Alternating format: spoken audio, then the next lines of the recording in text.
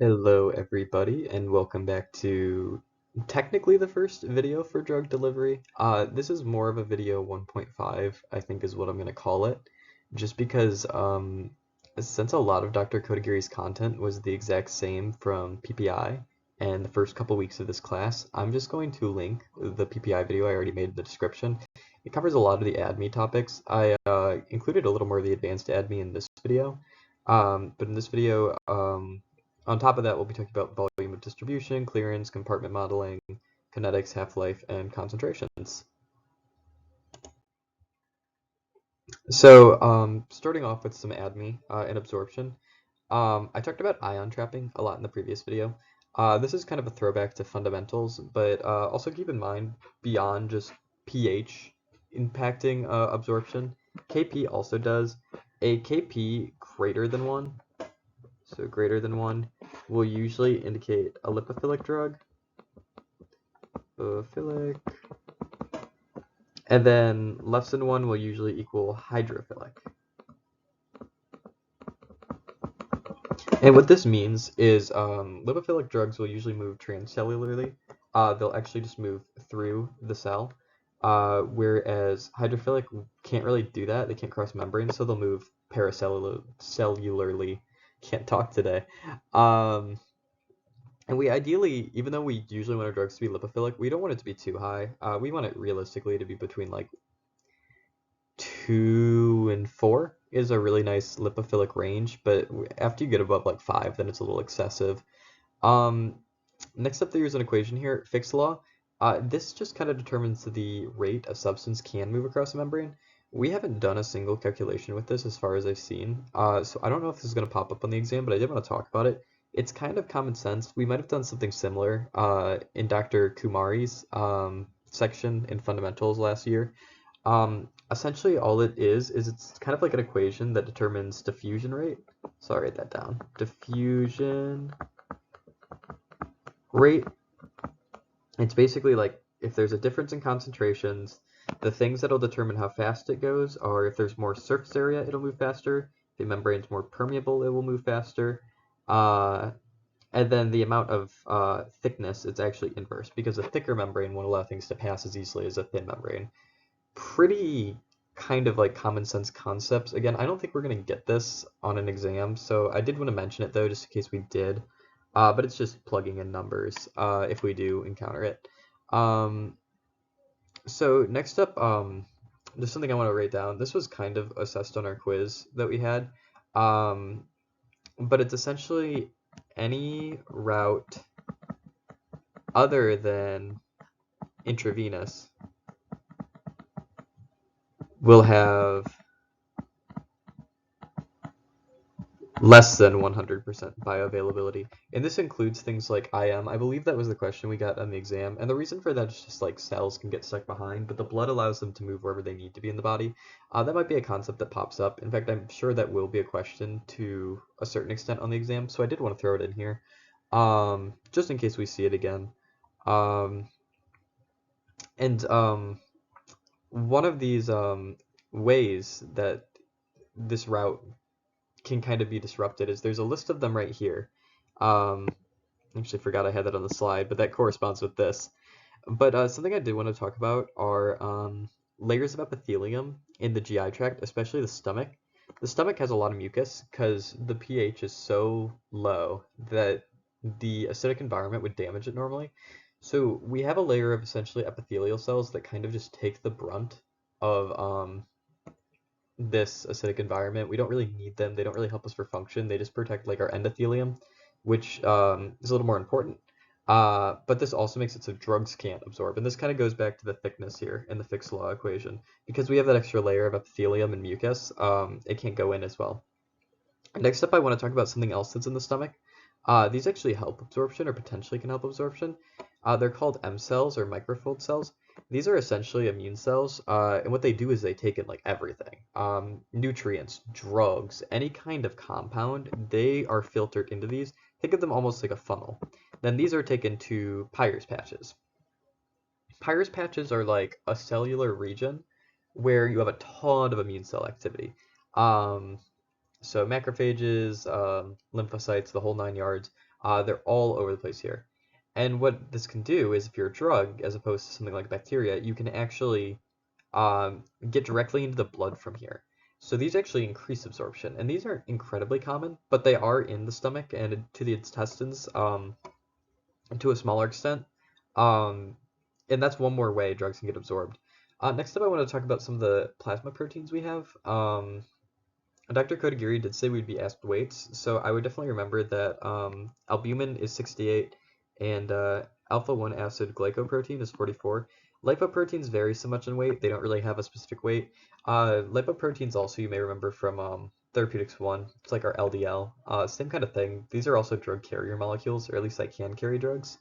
Um, and I'd say the most important thing to remember is that albumin transports acidic and hydrophobic drugs. Lipoproteins also transport hydrophobic drugs. So these are hydrophobic. And lipoproteins, it kind of makes sense, right? If they're fat-soluble proteins or proteins that transport fat as well, it makes sense that fat-soluble drugs or hydrophobic drugs would also be moved. And then, while these are also acidic drugs, these alpha-1 acid glycoproteins will transport bases only. And you can kind of think of that since they're acids, they'll want to kind of like link up with the base. They'll go together and kind of neutralize their charges, neutralize their properties as well. So that's kind of why that happens. That's how I remember it. And something else I wanted to mention is the glomerulus in the kidney can only filter things that are less than 30 to 50 kilodaltons.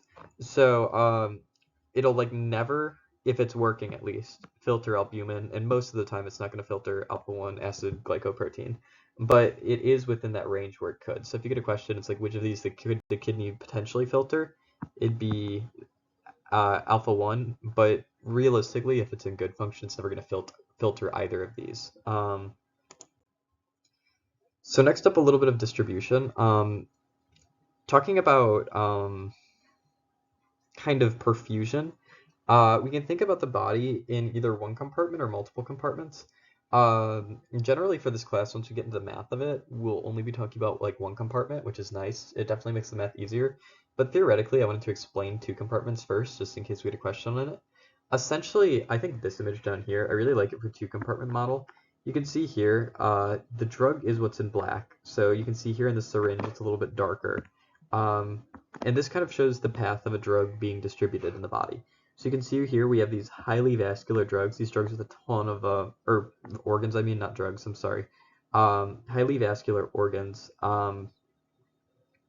You can tell by all the black dots. This means the drug will go here first. This is essentially one compartment. You can think of this compartment as just the blood.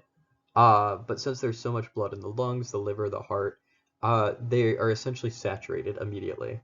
Whereas something like, I don't know, the hand, there's veins in it, but there's also so many other tissue, it's not going to go right away. But eventually, it's going to reach an equilibrium in our body. And this property is called perfusion. And how fast a drug can kind of move is perfusion. So something else is a one compartment model can be like modeled by just elimination. This is probably what we'll do most of the time. This is one compartment. When for the sake of actually calculating in this class, when we get to PK, we might do two compartments. And basically, the biggest difference is this absorption phase right here. And the reason that this absorption phase occurs is you got to keep in mind, let's say a drug is only active if it's in the if it's intracellular in like just a peripheral cell somewhere. Let's say this drug works in the hand for some reason, or better yet, let's just say it's like an arthritis drug. It works kind of in the interstitial fluid in the joints. Obviously, it needs to move through the blood first. But in order to get into that interstitial space, it'll need to go out of vessels through fenestrae, or like holes in blood vessels, essentially, in order to reach there. So this curve right here, you can see the total amount of drug enters the body right here. This is the elimination curve, this top one. The second this gets in our body, we're going to have enzymes, we're going to have different environments that are destroying this drug. or it's getting filtered through the kidneys, depending on how big it is. This drug is being destroyed from the second it enters the body. But you can see here there's a little bit of a window where we don't even have it where we want it yet. And that's because it needs to actually have time to circulate the body and get into the space we want it to get into. So for a two-compartment model, we have both absorption and elimination. And the absorption is the drug getting where it needs to go, and elimination happens for all drugs, regardless of one or two compartments. It's just the process of that drug being destroyed or removed from the body. Next up, volume of distribution. This is a little bit of an abstract concept, and I want to try to do my best to explain it. So the top part is easy. The top part is just the dose of drug you give. Let's just use like a atorvastatin 80 for this. This would just be 80 milligrams. If you give them 80 milligrams, nothing too crazy there. This concentration at time 0 is where it gets a little more complicated.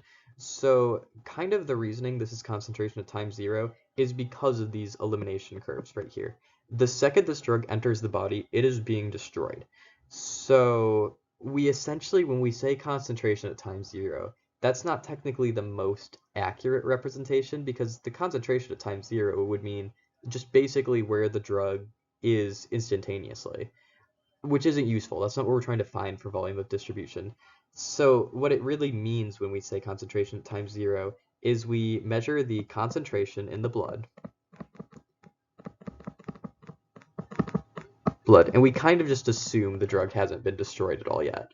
And this will be like after a minute or so. If it's a small drug like atorvastatin, it'll distribute to tissues pretty quickly. So what we can assume is, let's say the concentration in the blood is like, we'll just say 1 milligram. So, okay. This means that even though we inserted 80 milligrams into the body, we now have 1 milligram per X amount of space in the blood. This is another important concept. Obviously, we need a unit down here. The blood is about 5 liters. So if we have this much in the blood, this means that there's 1 milligram per, let's just say, liter in the blood, meaning there's, let me write this out. So 1 milligram per liter in the blood. But if there's 5 liters of blood, we get there's 5 milligrams of the drug in the blood, meaning that out of this total 80, 5 milligrams are still in the blood and 75 is elsewhere in the body. And that idea is the volume of distribution. So now what we can do is we essentially know if this is 1 milligram per liter, if we divide 80 by 1, so 80 milligrams divided by 1 milligram per liter, which would take us back to this original thing, we can find a volume of distribution of about 80 liters.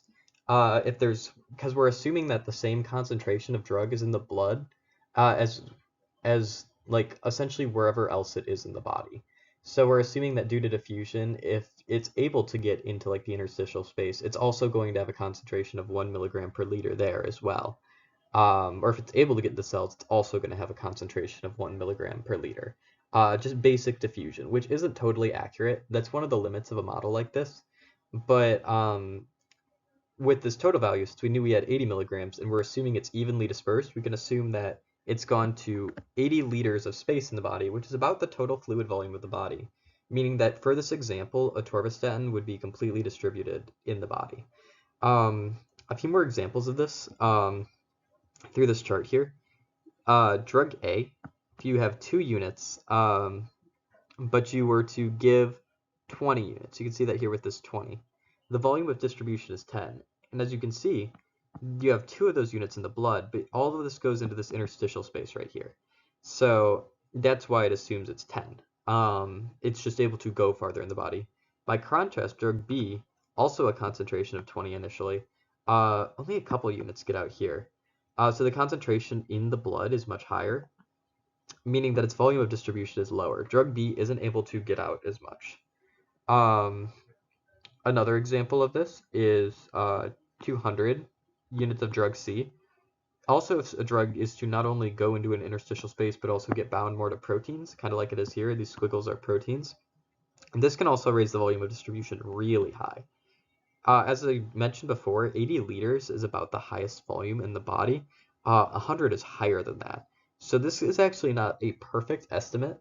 If a drug gets bound to something or caught in something, it can make the volume of distribution look way higher than it is. Um, but if that number is high, we can just kind of assume it's distributed like very highly in the body. Because to even reach those proteins where it's getting stuck in, it's probably in different areas of the body where it needs to be, or at least out of the blood where it's not really going to do all that much.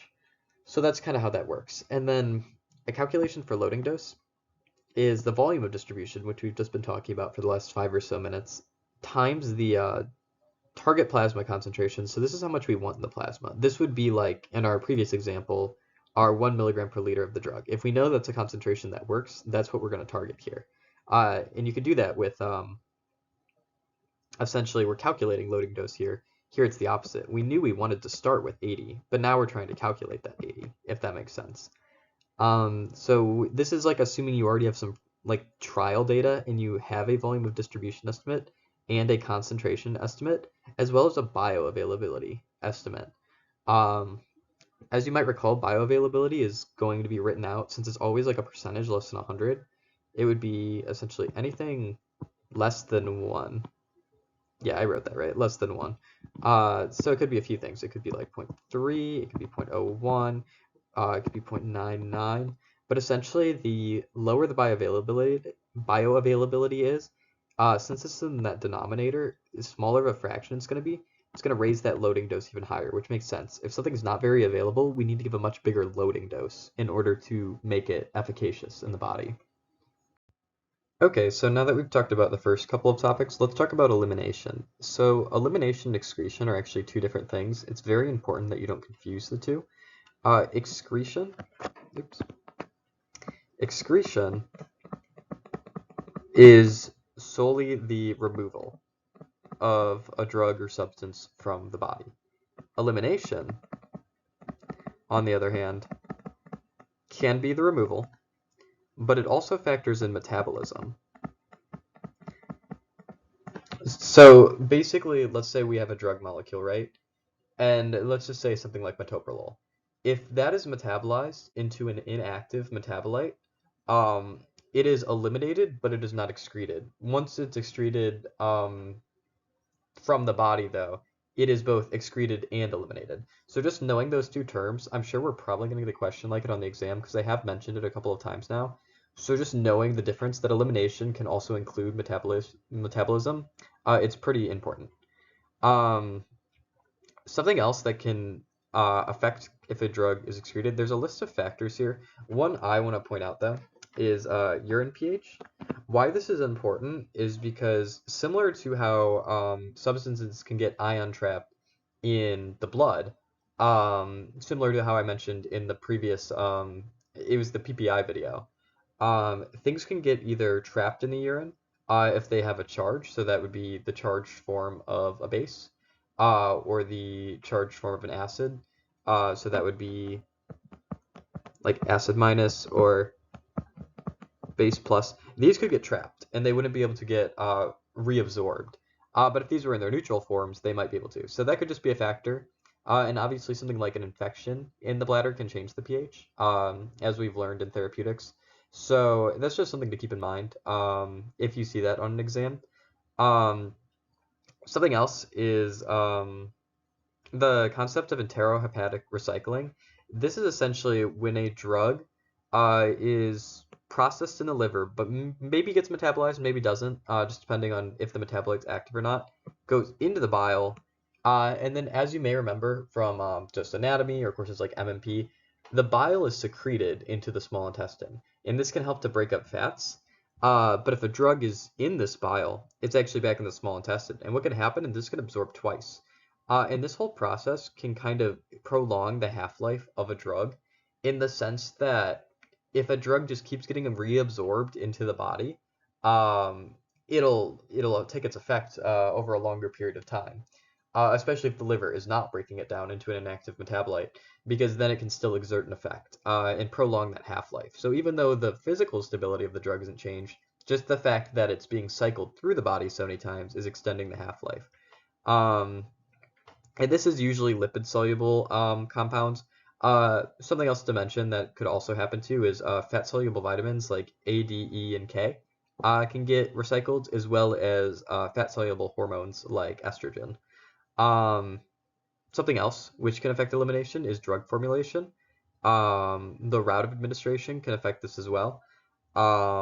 Interactions between drugs and genetics can all affect the elimination rate.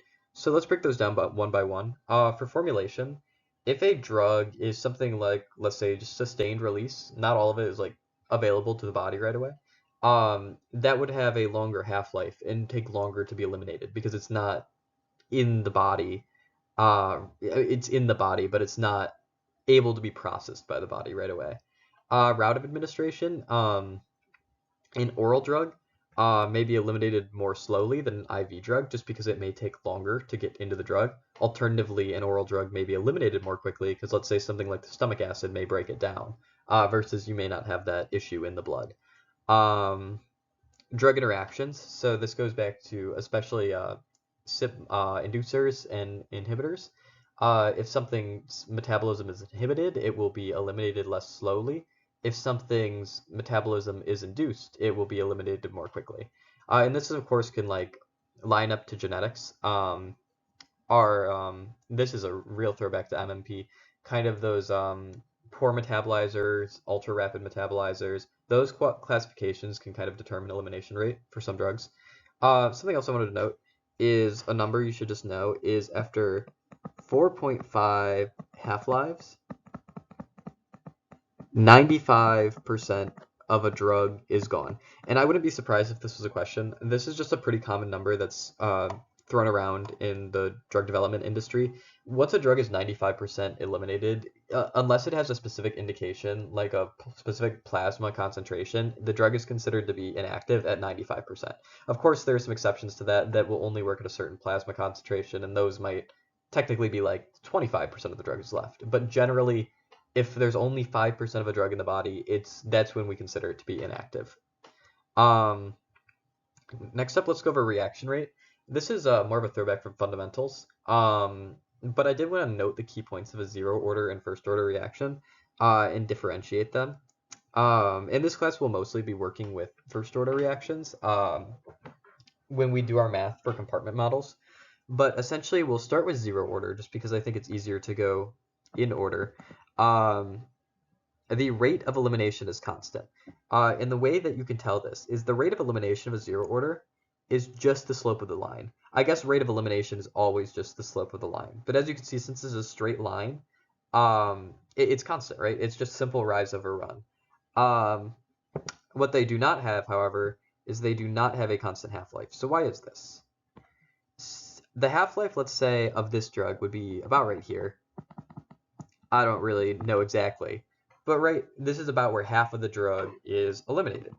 But how did I determine that? Basically by eyeballing it, because it's halfway where the blue line was degraded. So let's say instead I'm going to draw this in blue. Just pretend this is the same drug. Let's say it starts here. Same drug, still in blue. The half-life for this is now only down here. And this is because we solely started less with the drug, or solely started with less drug. The rate is still the exact same. Those two lines are parallel. But as you can see, it's essentially cut the half-life in half, just because we started with less. And the most common example of this that we will probably see is ethanol. They really stress this in class, but also aspirin and phenytoin also follow this pattern. For first order elimination, it's a little trickier. So something nice about first order is that the half-life is constant.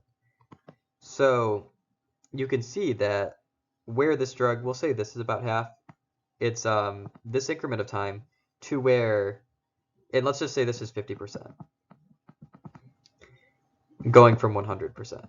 So now going from 100 to 50, the next half-life would be 50 to 25. So instead now we would have probably right around here, 25%. And you can see that these half-life lines are about the same length. It's a little hard to see, but just know that the half-life is always going to be the same. It's just the amount of the drug that will be destroyed in each amount of time is the same. Something that is nice about this, though, is they're all a fraction. So let's just say the half-life for this drug is, I'm just going to say it's 1 hour. So over 1 hour, 1/2 of the drug will be eliminated, always. So if we're at 50%, 25% more of the drug will be eliminated in the second half-life here, because 50 divided by 2 is 25. However, it'll still only take that hour. So it's the same fraction, which in this case is 1/2. In the same amount of time, it's just not the same concentration of drug. Whereas let's just say this is 100 milligrams to make our lives easier. In this first half-life, 50 milligrams is destroyed. In the second half-life, only 25 milligrams is destroyed. So concentration of drug change is not linear, but proportion of drug change is linear. So that's how I like to think about it. So now let's talk a little bit more about the math behind some of the order equations. So a formula that I saw for the first time in this class that I personally really like, not everybody may like it, but it's this right here. And I'll show you a simplified equation for everything. But this is always essentially what the rate is going at. And why I like this equation so much is that if K is your rate constant and C is your concentration, and N is essentially your the order of your reaction. So this would be either 0, 1, or 2. But since 2 is basically just fancy first order kinetics, we're not even going to worry about 2 for this course, just 0 and 1. So let's say it's a 0 order reaction. If C is raised to the 0 power, anything raised to the 0 power is 1. So C to the 0 is just equivalent to K, which makes sense because if you may remember, our 0 order graphs look like this. The slope for this is just negative K. It's that simple. It just means the rate constant is independent of concentration. For first order, on the other hand, we have K times C to the 1. Well, that would equal Kc. And what this means is this is dependent on the concentration. So at a high concentration, we're going to have a higher rate, right? The slope right here is steeper. Let me draw that in a different color.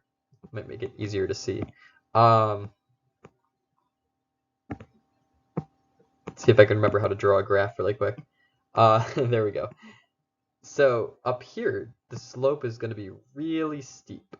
If we were to take the slope at like a certain time point, like a derivative. But over here, slope is a lot more shallow. And then all the way over here, it's basically flat.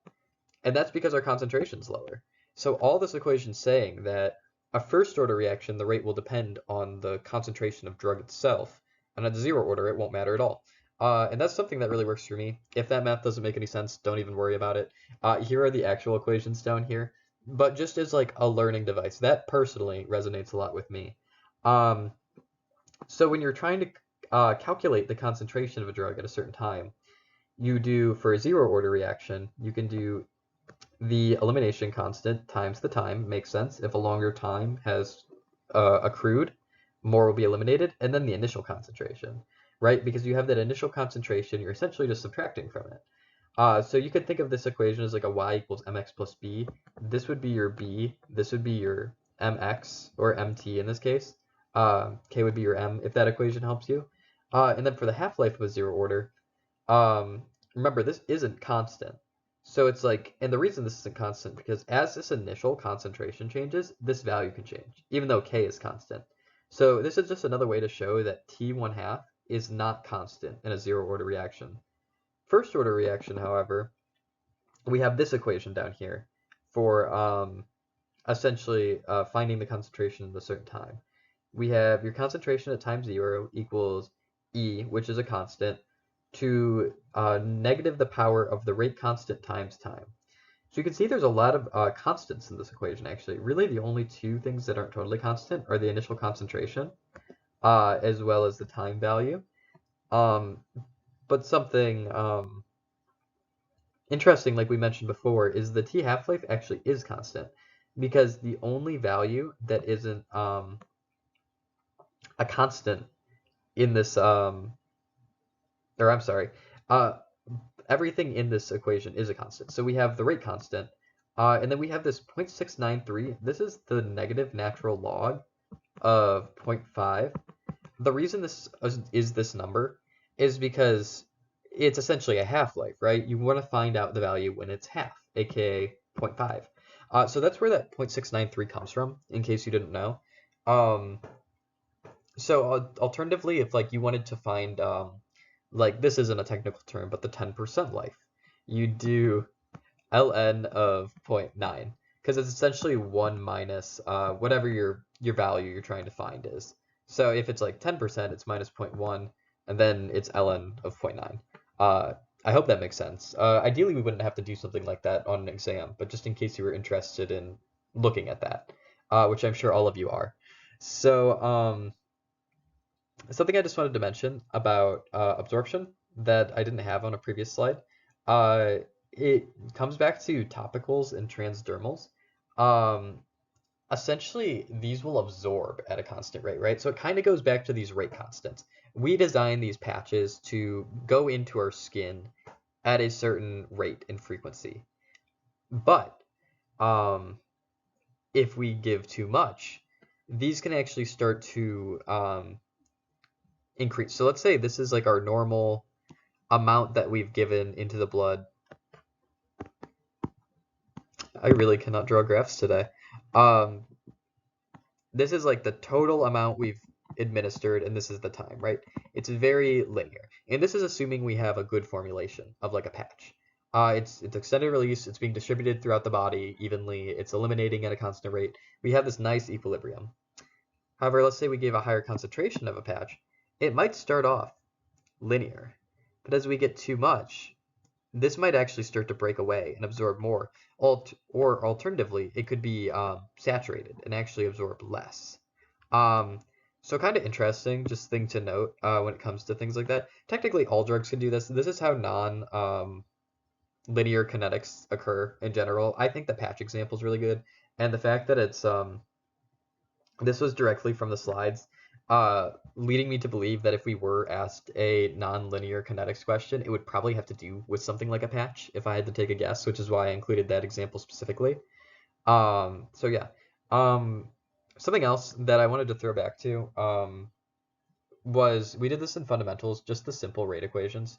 I'll just do a rate equation for B really quick. This is in the slides. I don't know if they'll have us do this for this class. I feel like most of our class was pretty strong on these, but just in case you haven't seen it. So how would you determine the rate of change in B? Essentially, all it'd be is you'd find out what is contributing to B and what is taking away from B. So you'd have concentration of A times K1, because that's A's rate constant. And this would be positive, right? Because it's feeding into B. Versus for E, it would be negative concentration of E times K4. And since I'm running out of space, I'm not going to write D, but it would be positive DK3 because it's feeding into B and negative K2.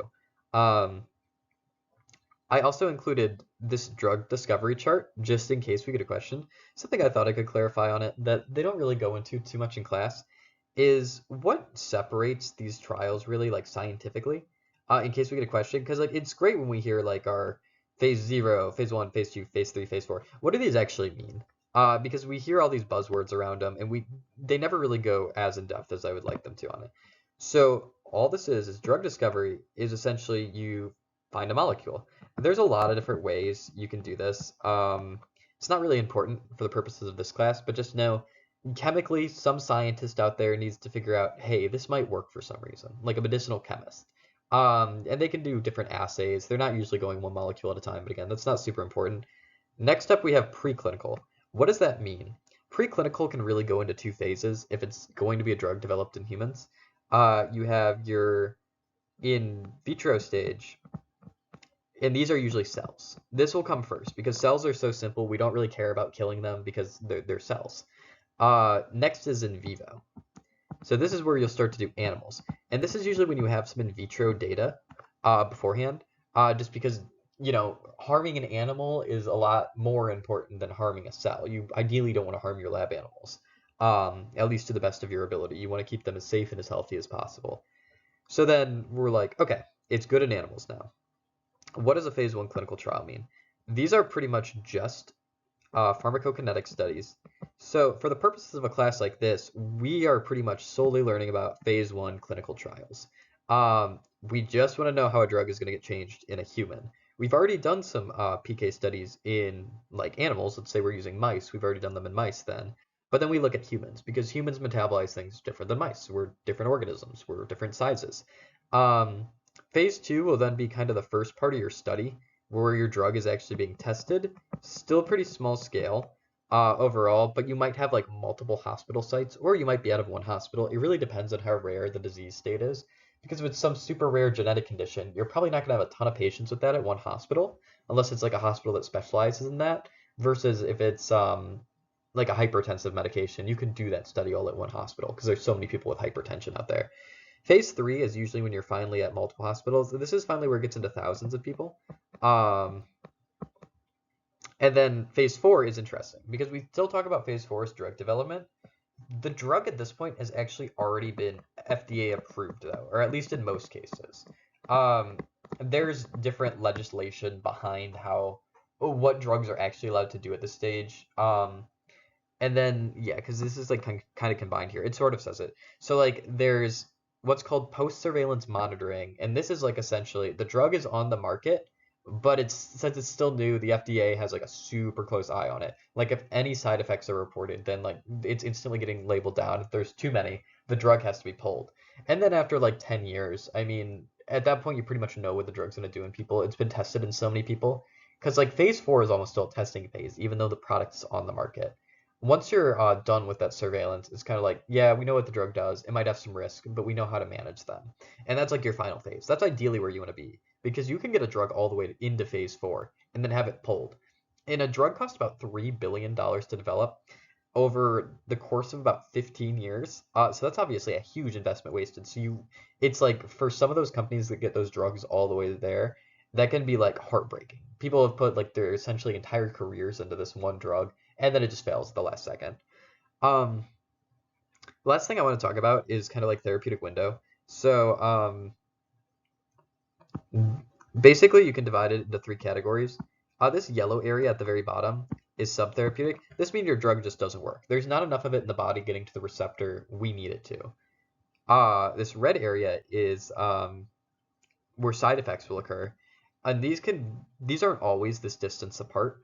Um, and sometimes you may even have your drug cross a little bit into the side effects, and it really depends on what the side effect is, right? If the side effect's like a headache, we don't care as much, but if the side effect's like a heart attack, then okay, we really need to monitor that therapeutic window. And then the therapeutic window itself is just where we want the drug to be. And ideally, we want to, if we're trying to give multiple doses of a drug, we want to always time it so we're in this therapeutic window, ideally. Okay, so now I want to talk a little bit about like some of the more physical aspects of volume of distribution. As up until now, we've kind of just talked about the equation behind it, which is fine, but especially on Dr. Desai's content, he's gonna ask us a few more in-depth things, and I definitely think we get a question like this. So when it comes to volume of distribution, what are we really talking about? We're essentially talking about how much of a drug distributes to how much water in a certain part of the body. And what do I mean by that? So we have essentially 3 main compartments in the body that have different kinds of water. We have our plasma. This is what's in our veins, circulates through our heart, our kidneys, everything like that. We have about 4 to 5 liters generally. So if you were to solve a volume of distribution question and you got your volume of distribution is 4 or 5 liters, it is only in the blood. An example of this might be a really big drug, like an antibody, might only distribute in the space. Um, Also, a charged molecule, because as you know, those can't cross membranes. Um, the next space that you could talk about would be interstitial space. So this is kind of the fluid in between your cells. This also could be something like an antibody, something that's not going to cross a cell membrane, but it was big enough to get out of the veins. Your veins might have something in some areas called fenestrae. I don't want to call them holes in your veins, but they're essentially holes in your veins, and they allow substances to pass through, pass in and out into the interstitial space. And some areas, like the liver, will have really big ones because a lot of filtering of like drugs and everything else in our body occurs there. Generally, in an area like the brain, though, you're not going to have those because we don't want substances entering our brain. Um, this is usually about 10 liters, this interstitial space.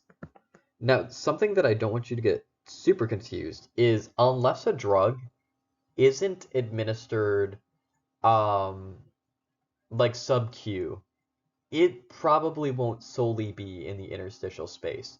So if you get a volume of distribution that is like 10, unless it's like a sub-Q or maybe an IM drug, don't assume it's just interstitial. The same way that you would assume the other one is just plasma, because the other one's a pretty safe bet for being just plasma, right? You put it directly in the plasma, it's going to stay that way. Um, the interstitial space is a little more complex, just in the sense that it's obviously connected to the plasma. It can get out easier, especially if it's something that is small enough to get into that space. So it might just be that the drug mostly stayed in the blood, but it distributed a little bit. It just wasn't willing to distribute in most cases, so it just went a little bit. And that's normally how you'd want to look at that. It's just because they can be mixed. For an exam like this, I feel like they're going to make it very clear what compartments they distribute to. Your plasma or interstitial space will always be your first compartments, and together they're 14 liters. So if something is 14 liters, for this you can assume it's in the plasma and in the interstitial space.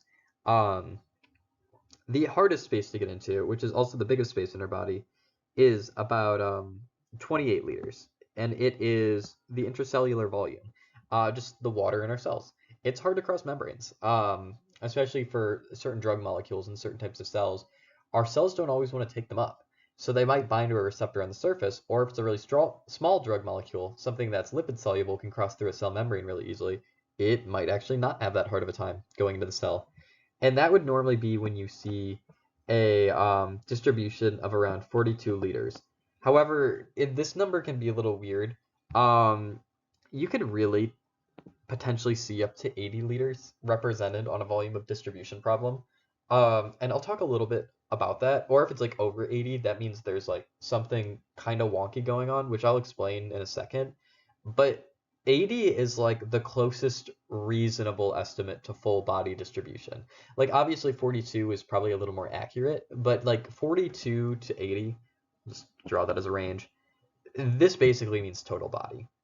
And again, similar to like how 4 liters meant pretty much exclusively plasma. If you see something that's like 28 liters, that doesn't mean it's exclusively cells. In fact, they very rarely be cells. That probably just means it's distributed between cells, interstitial fluid, and plasma. So just to note that. So there are some drugs that can distribute to all spaces, essentially. Um, Ethanol probably being the best example. Um, Ethanol is so small, it's small enough to cross membranes, even though it is hydrophilic instead of hydrophobic. It can cross our blood-brain barrier. As anybody who's ever drank alcohol, I'm sure you can attest to that. Um, so yeah, it's small, so it can get everywhere. Whereas larger drugs have a harder time. Again, kind of what I was just talking about before. But the smaller you are and the more lipophilic you are, generally you can cross more.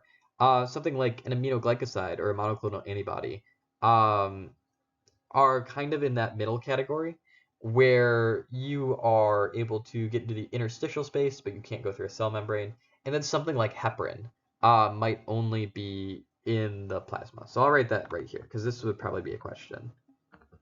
So heparin would only be like in the plasma, where ethanol could go everywhere because again, it's just so small. Um, so now let's talk about why that volume of distribution can be so strange.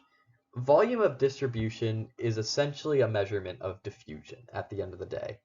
If a drug is only going to all parts of the body evenly, then that's when you can expect to see that 80 liters. However, certain drugs have certain affinities for different tissues. This can be modeled experimentally by this experiment with just an empty beaker and a vial full of charcoal. And in this case, a charcoal would represent a certain cell type that maybe has receptors on the surface for this molecule, and you really want to uptake it. Um, or it just happens to have a good way to enter a part of the body that's not the blood. Because when we're estimating volume of distribution, we're only measuring the blood. And we're essentially comparing the blood to everywhere else in the body. It's very hard to get an intracellular concentration, to isolate one cell, and then to extrapolate that to the entire body. So it's basically, we're modeling the fluid in the plasma to represent the entire body.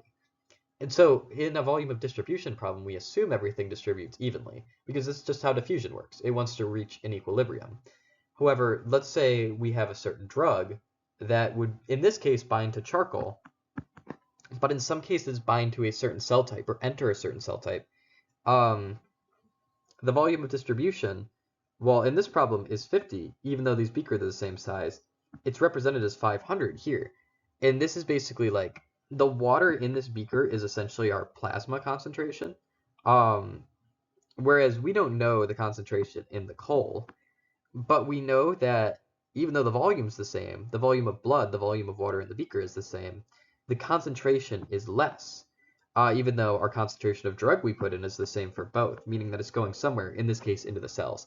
And that can be another thing that can mess up a volume of distribution calculation. That can make it exponentially bigger. You can see here it's 10 times bigger. And all it took was adding charcoal to a beaker, something that in reality probably lowered the volume of the beaker and yet made the volume of distribution so much larger. So that's basically it. Just if a drug is taken up into a certain part of the body more than another part of the body, which is a very real scenario, you can expect volume of distribution to be high. But generally 80 milliliters is kind of our max estimate for if it's actually distributed evenly. Otherwise, it's probably distributed in certain tissues more.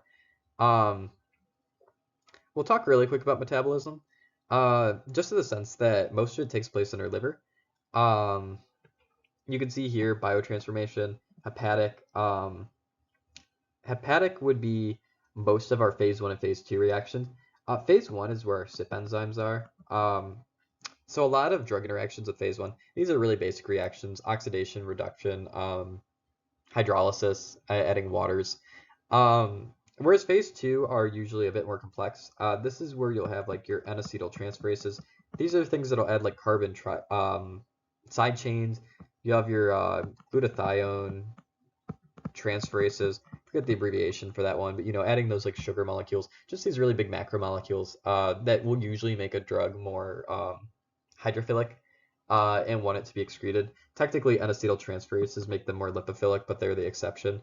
Then for excretion, most of our drug excretion, especially after it's metabolized, is biliary, meaning that it's excreted in the bile. Which means a drug metabolite can kind of circle in our body for a while.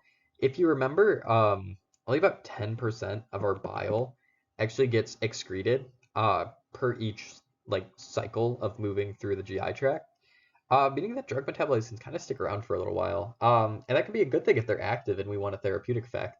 Or it can be nothing if they're inactive. Or if they're harmful, then that could be bad for us. So it's really just important to know if these drugs stay in the bile. A much smaller portion of drugs can be excreted renally. These are the kinds of drugs we need to do renal dose adjustments for. And just because if they aren't able to be excreted renally, then their concentrations can build up. Or this is rare, but let's say our kidneys were working overtime and working even better, the drug may have less of an effect if we get rid of it too quickly. So just something to note. Again, about bioavailability, we've talked about it a bit. Oral drugs will always have a lower bioavailability than like an IV drug. This can be modeled in this graph. There's two phases here. So for an IV drug, you'll see this constant exponential decline, right? First order decline. Where it's a little bit different for an oral drug.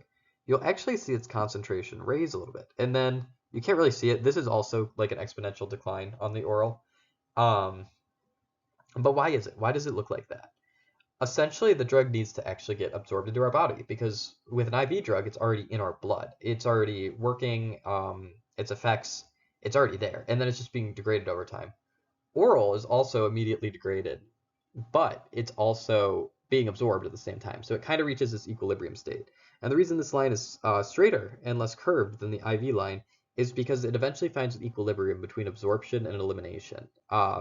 Because even like the drug isn't all absorbed at once, and there's never really a stopping point where it's absorbed until it is physically out of our body, as long as it's in the GI tract. It could still be absorbing the large intestine. It's a lot less common versus something like the small intestine or the stomach, but it is possible. And so we'll always have more of a linear decrease there, and that'll balance with elimination over time. And eventually it'll reach zero, of course, but that's more just semantics than anything. Um, so what else I wanted to talk about was an infusion can give a consistent concentration if you also give it with like a bolus dose. So this kind of combines the idea of we need to be at a certain concentration of drug. How do we do that with an IV dose? So the second we give a bolus, if we're at the threshold we want to be at, like let's say we want 15 milligrams per liter, like in this one, right? This line. The instant we give an IV drug dose, we have that. But then let's say at 5 hours, now we're at like a third of that. So how do we balance this? So if we know the physical properties of a drug, we can actually give a bolus and then an infusion at a certain rate. We start the infusion more slowly, but what we can do there is if we know when our other bolus dose is decreasing, we can actually balance these. So this is essentially additive, right? If we have a high concentration of infusion here, our bolus is pretty much zero. If our infusion's at about half, our bolus concentration will also be about half. So this is really useful. You may remember this. This is how heparin is dosed. You have that initial bolus that's like weight-based, and then you have that infusion. That's to make sure the patient always has heparin.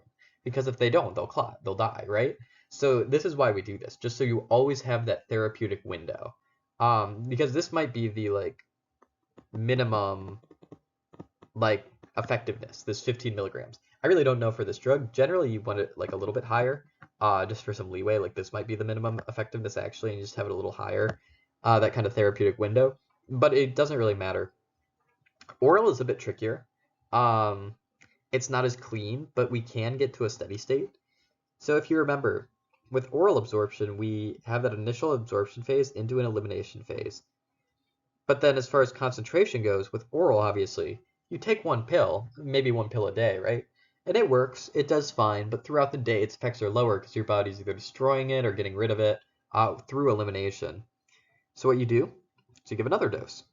And you see this is interesting because when we give the second dose here, the second peak, not all of the original drug is eliminated from the body yet. And that's important because we don't want it to be. Because in order to get this dose up to a therapeutic window, to be somewhere around here, we need to keep increasing the dose. So then you're at the end of day 2, this goes down, then we dose our next one, this goes up. And we keep doing that until we're at a steady state. And the reason we do this is because when we give an initial dose of a drug, we kind of know where its steady state is going to end up based on our dosing. Because after a while, giving these drugs a little bit more, our body's going to start responding and tuning to it until it reaches an equilibrium. It's not going to let that drug concentration go up forever. And if it would, then a prescriber would ideally be dosing it differently. But then we reach that equilibrium where it's not a constant rate like this was, because like essentially the total number for an IV infusion up here is always going to be this. This it fluctuates between like this window. But for us that doesn't matter if this area right here is our therapeutic window, right? As long as we're always in that, the drug is always going to work. So that's what we shoot for with an oral drug. Okay, so this slide is mostly review. I feel like I've talked about most of this already, just on previous slides, but I'll go through it a little bit more. This goes back to that linear and nonlinear pharmacokinetics I talked about with the transdermal patch. I'll review really quickly when they'll be like nonlinear. So let's say a drug is like metabolized by an enzyme at like a certain rate, and then let's say we just give enough concentration where we can actually kind of bypass that enzyme degrading this drug. We fully saturate it. This could be a situation where you have nonlinear in this upward direction because our concentration will increase because the drug all of a sudden is not being degraded at the same rate because we're just adding drug. So that's one example. Nonlinear, this kind of like tailing off could be something else. A really easy way I could get out of this, like kind of a cop out, would just say that this drug's a prodrug. If we saturate all those enzymes, it's going to reach a maximum concentration this drug's able to be, because even that prodrug is going to be metabolized over time, right?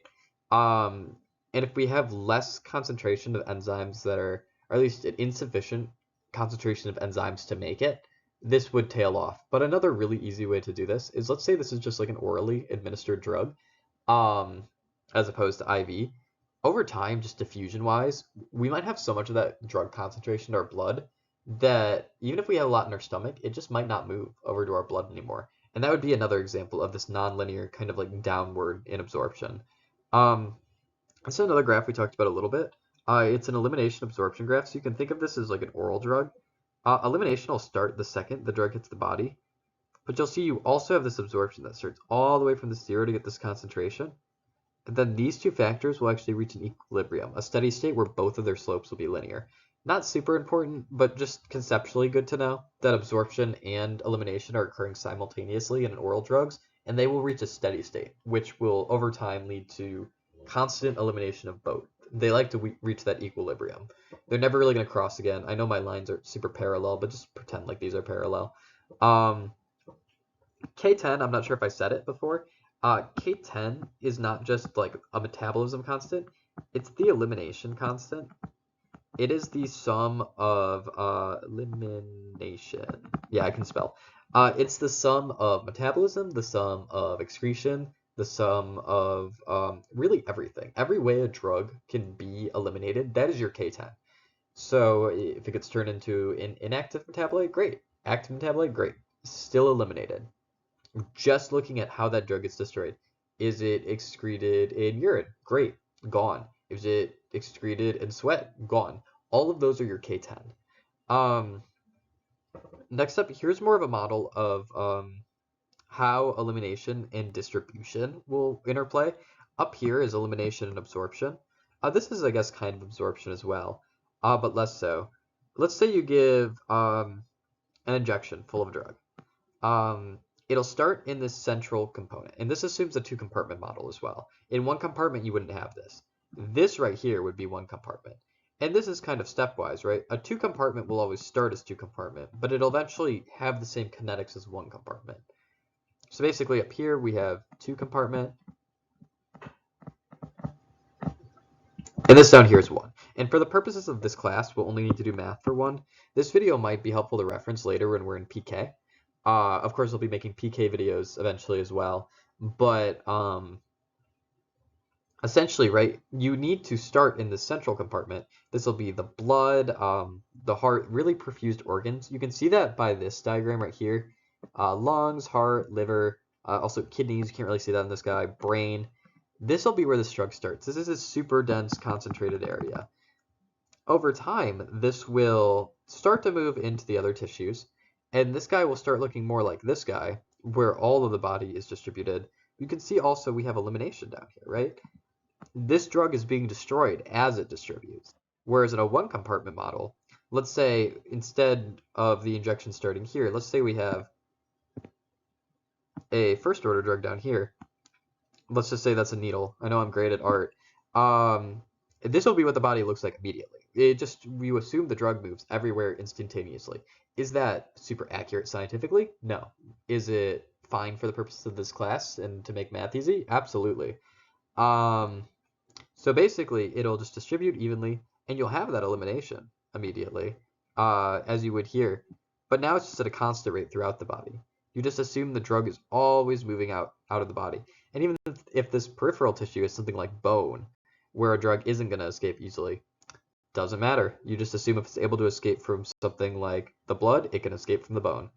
Super easy, and that's what the math of this class looks like. So this isn't too complex, at least mathematically, which is good for the exams. Okay, so let's finish this off with some math. This is a problem we did in class. So you have seen it work before, but I wanted to rework it one more time, and hopefully I can bring a little clarity to it. So there's three equations I want to talk about.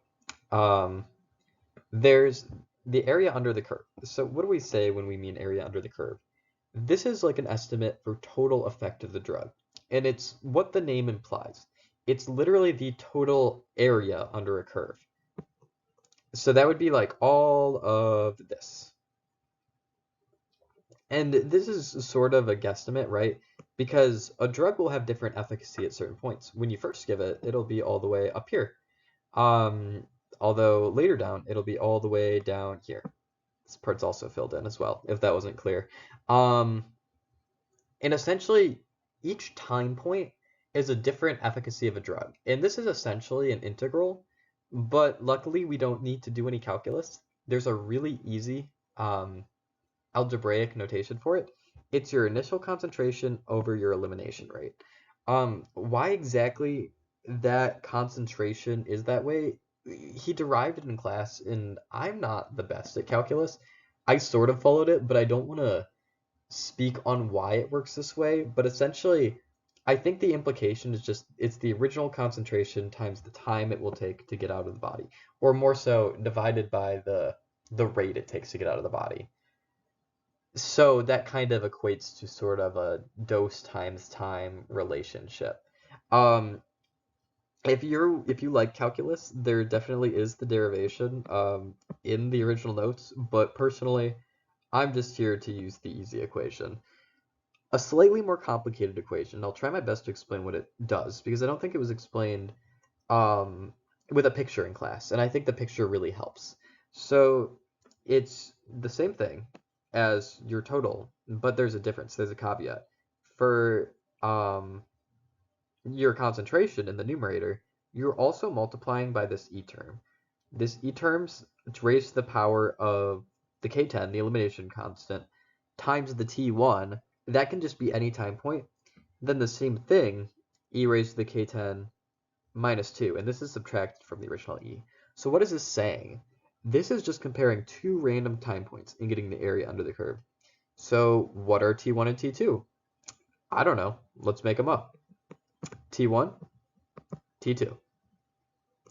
All this is saying is it's only taking this portion of the area under the curve. So we don't want the drug's total effectiveness. We just want it for this part of time. Maybe during that time we're administering an inhibitor or an inducer of the drug, and we want to see how that changes. On a regular elimination graph, that's not that important, but in a circumstance like this, it could be important. I don't really know the use cases for this, but this is essentially the equations, and this is all this equation means. It's just a time point, or a time interval, I guess would be a better word. So that's all that means.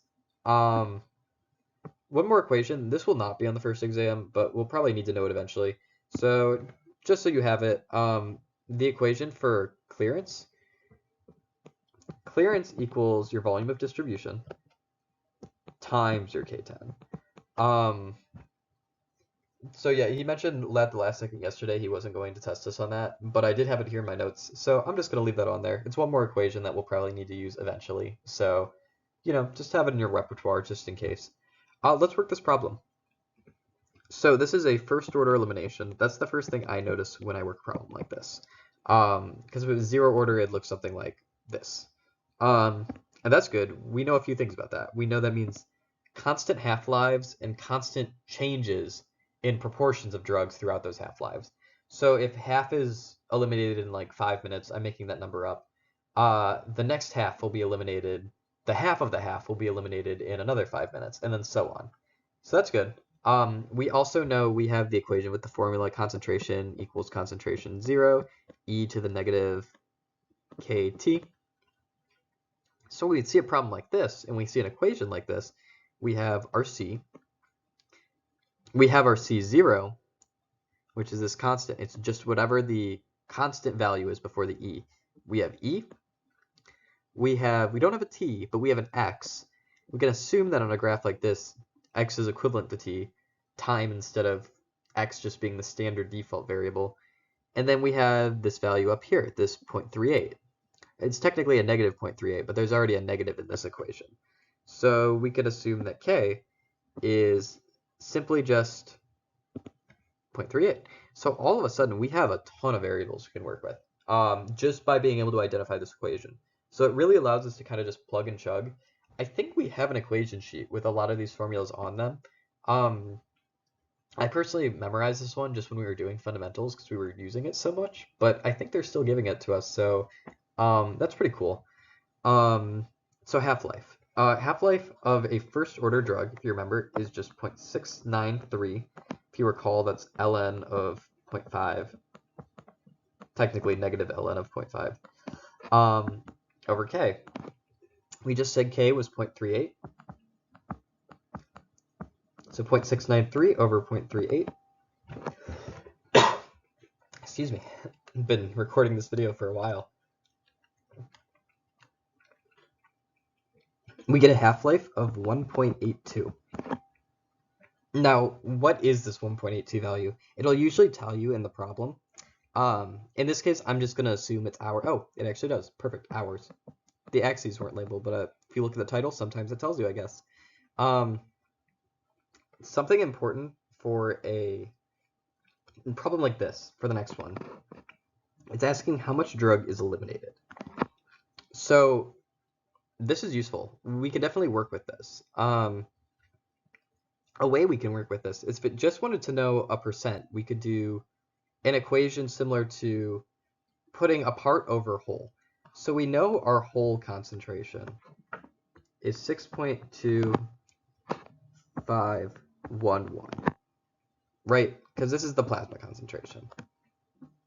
But then at 5 hours, since this is a negative in our exponential here, whenever our x or our t goes up, the number in the numerator is going smaller. And since 5 is greater than 0, that's how we can model that. So to get a percent, we can do 6.2511 e to the negative 0.38 5 hours. So that's times 5. I'll put this in my calculator really quick. 6.2511 e to the negative 0.38 times 5. Then divided by 6.2511. So here we get about 15% of the drug is left, meaning 100% minus 15, we get 85% has been eliminated. But this is just the plasma concentration. It wants to know the total amount of drug that's been eliminated from this individual.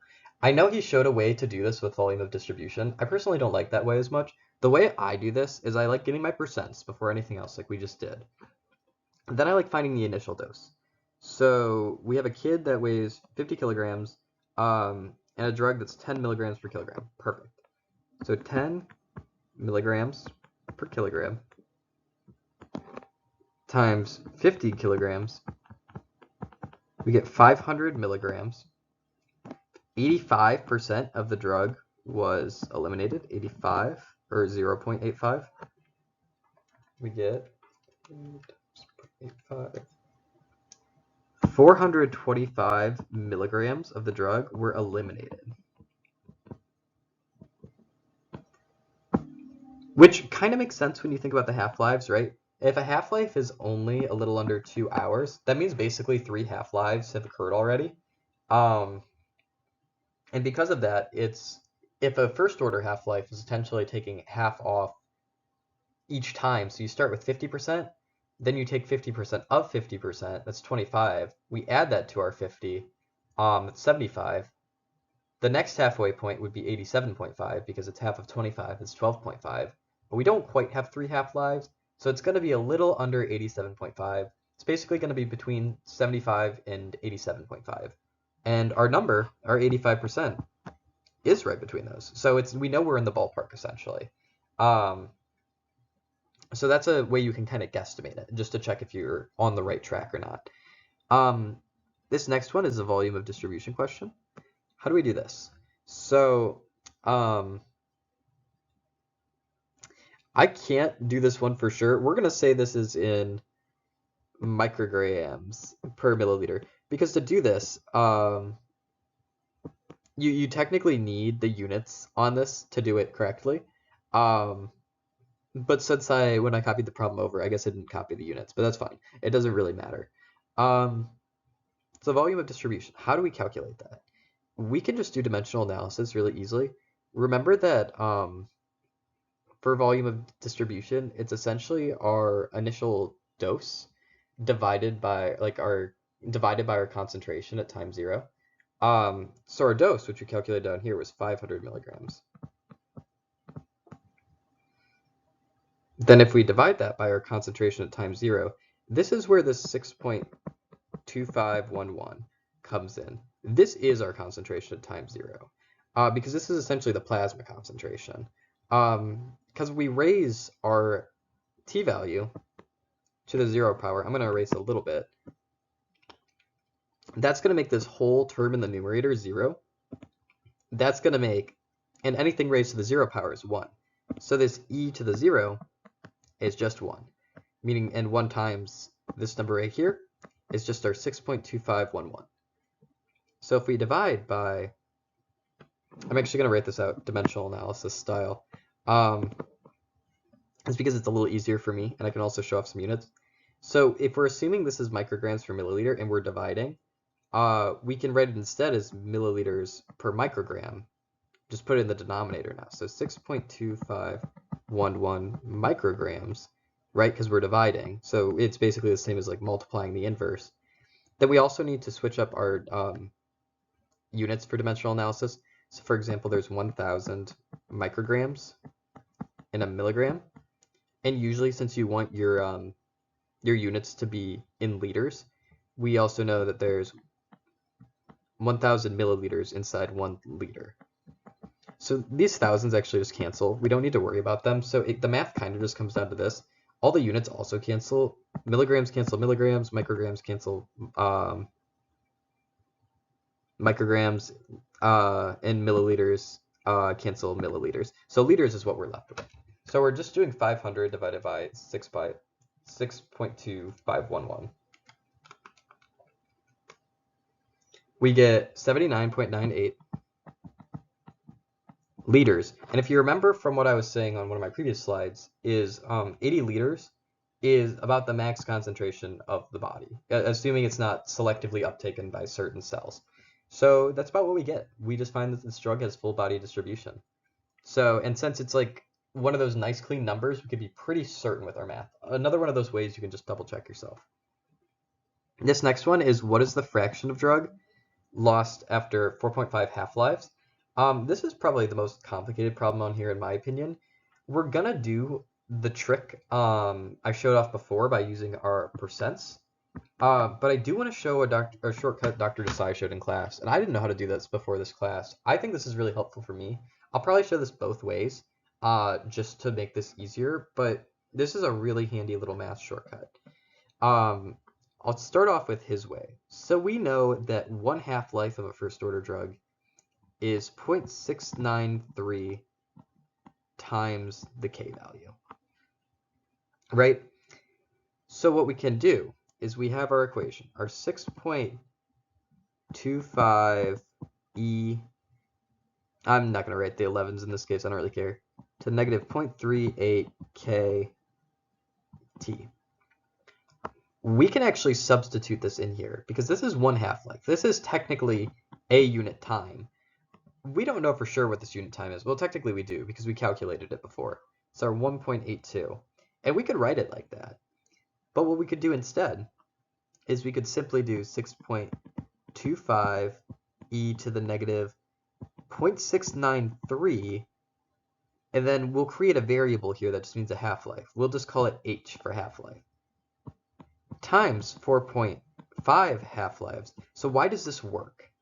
Since we already had a k in our problem and a k in this denominator, this is what we substituted in for t. So these k's will cancel. And we're just left with the value of 1 half-life when k is not there, which is 0.693. It's that constant from our half-life equation. And then the number of half-lives, which is 4.5. So these h's will cancel. Or you don't really need to think about them canceling, just the fact that they're both half-lives. So their units match or they cancel, however you want to think about it. It's just a complex substitution that you can use to shortcut this problem. So when you do it like this, you do 6.25 times e to the negative 6.9 or 0.693 times 4.5. And with that, you get a value of like 0.27. Again, this is like a similar problem to percents because we're looking for the fraction of the drug lost in this period. So if we put 6.25 in our denominator, right, that was our initial value, 6.25. We get that left, which is this 0.027, there's 0.04, which translates to 4% is left. 4% left, but if we do 1 minus 4, we get 96% loss. So that's our final answer. And that is one way to do it. I'll show you the way that if you don't like that substitution, you're doing the same steps. It might just be a little easier mathematically. So I'm going to erase this now, so feel free to pause this if you need this math on your screen. Gonna try to erase it. There it goes. Okay. It's taking its dear sweet time. So again, that's like a substitution I find useful. If you don't like how that looks, you could also just as easily do this. Give your 6.25 e negative 0.38 t. And instead of t, here we just substitute t. How long do we want our time to be? Well, we know that 1 half-life is 1.82. So you can put in 1.82, but we also want 4.5 of them. So 1.82 times 4.5. Exact same number as before, just not a shortcut. And then this is over our 6.25, right? Because again, we're looking for that fraction. That's the only reason we put that in the denominator. Again, this yields 0.27 over 6.25. Again, it gets us that 4%. Again, 1 minus 4% to see the amount of drug lost, because this is drug that's left. And then we get our final answer of 96%. Exact same solution to the problem, it just depends on which one you like a little more. I guess I worked through this one a little bit faster with the second method, so it looks faster. I think the other method's a little bit faster personally, but again, it's totally up to you. But with that, I think that's the end of everything you need on exam 1. Reminder to go back to the original ADME video for PPI, just in case you need it. That should cover some of those other concepts a little bit better. But this is pretty much just the new content that's covered on this exam that we haven't seen before. So with that, good luck on your exam.